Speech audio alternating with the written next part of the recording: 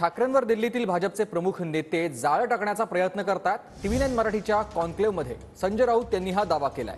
पुन्हा एकत्र येऊ, चुका दुरुस्त करू असं भाजप म्हणतं, असं देखील राऊतांचं म्हणणं आहे। ठाकरे भाजपसोबत कधीही जाणार नाहीत, शेवटपर्यंत मवियात राहणार असा विश्वास देखील संजय राऊत यांनी व्यक्त केलाय। ठाकरे भाजपसोबत गेले तर लोकांचा आमच्यावरचा विश्वासच उडून जाईल, असं देखील संजय राऊतांनी म्हटलंय।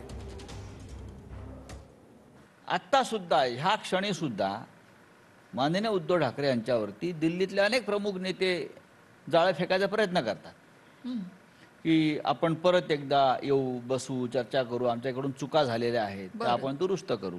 भाजपतल्या नक्की दुसरं कोणाचं? बरोबर,